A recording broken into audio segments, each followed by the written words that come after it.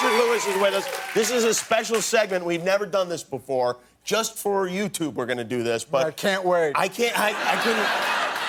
I have a million things to ask you about. You, of course, everybody knows you were like a kid with Larry David. You guys went to camp together. We were born in the same hospital room 3 days apart. Then he whipped me with his mother's umbilical cord. Very rude.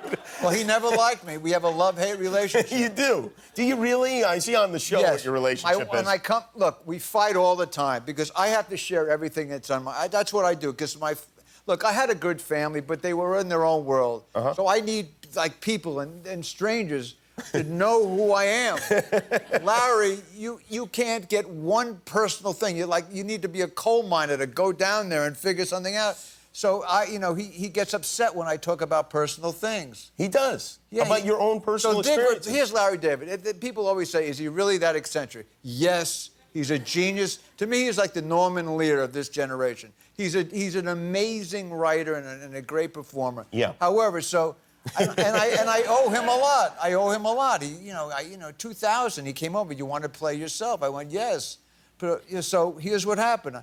I take him out to dinner. This is about a year ago, and he loves the Yankees. So I buy him Mickey Mantle cufflinks, a very important 8x10 picture of the Yankees when they won one of the World Series, and we meet at a restaurant. I write him a letter how much he meant to me. I put the things down there, and I come back, and we're only there for 5 minutes. And I swear to God, he does this. Gotta go. He gets up, leaves the gifts. I say, where are you going? He says, my meter is running out in the car. My meter is running. And to make it worse, when he called me, he says, you want to have dinner? He's nuts. Yeah. And he said, what time do you want to have dinner? He says, 4:42 p.m. I said, 4:42? I just had a hero sandwich. He says, all right. Then we're on the phone for an hour. 5:18. He was like an airport controller. 6:11. 7:12.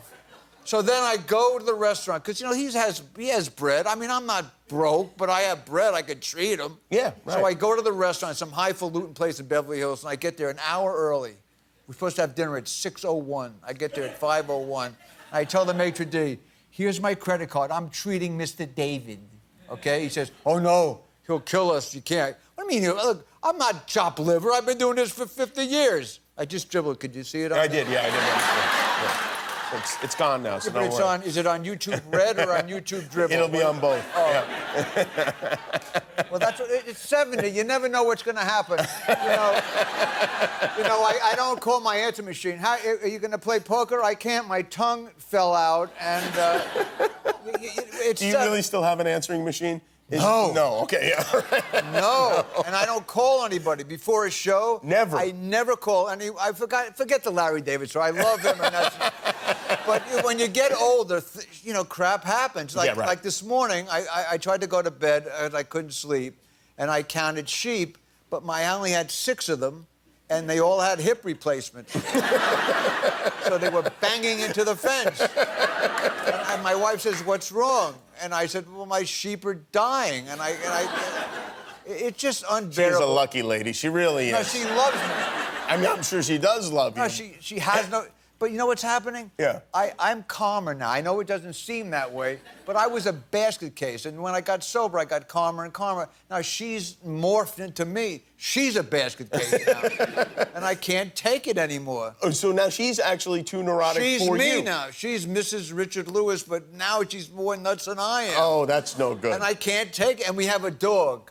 I finally had a dog. I love dogs so much. I never had a dog. I got one at 60 years of age. If the dog was 5'9" in heels, my marriage would be in trouble. The dog never argues. I say, you want to watch a Truffaut movie? You want to watch a Kubrick movie? He goes, yeah. And I'm like her drug dealer. I love feeding her. When my wife leaves, she's 12.5 pounds. When she comes home, she's 118 pounds.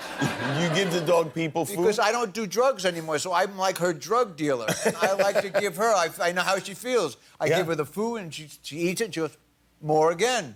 It's never enough. She's a drug addict. Yeah, they will go until they explode. She's a treat addict, okay? Do you take your dog on the road when you go on the road? No, it's no good. But here's the thing that I thought I was, pardon me, a hip guy.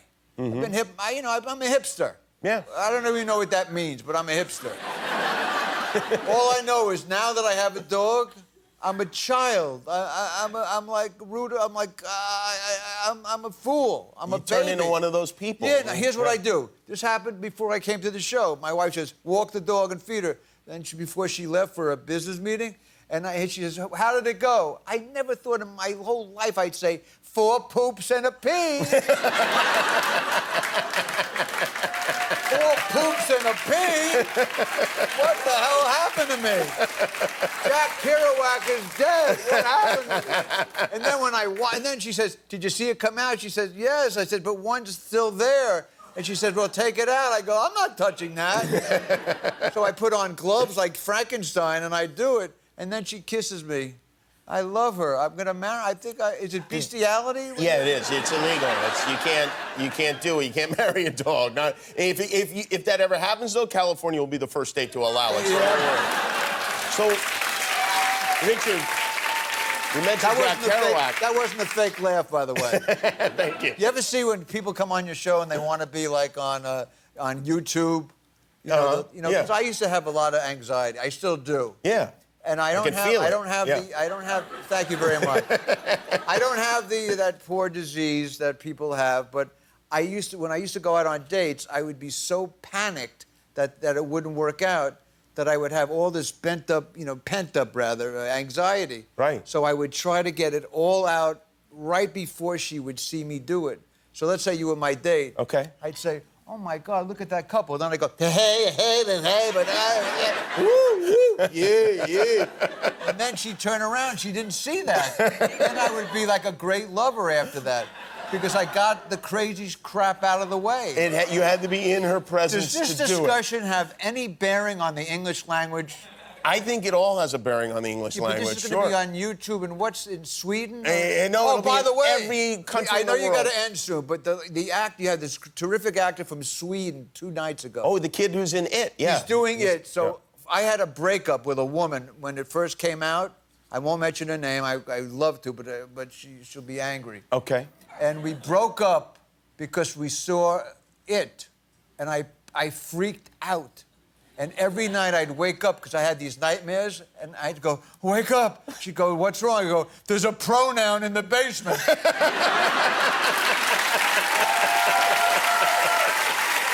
I've had enough of this. Richard Lewis, everybody. Richard, you're on tour right now. Where can people have the opportunity to see you live and in person? You don't want to... I'm with Artie Lang in Cocoa Beach, and then I'm in Caroline's, and then I'm in Philly, and then I'm in Chicago. I'm playing the Roxy here in L.A. in December. That would be cool. I would love to come to that. I haven't done a gig in L.A. in 10 years. Well, that would be great. At the Roxy, too. Yeah, with Todd Snyder, who's one of the most brilliant singers from Nashville. So anyway, who cares? Thanks for having me. Thank you, Richard Lewis. Well, we won't be right back. We're on YouTube. Watch the next video, I guess. Do you love clicking buttons and subscribing to things? Then click the button to subscribe to my channel, and you'll finally be happy.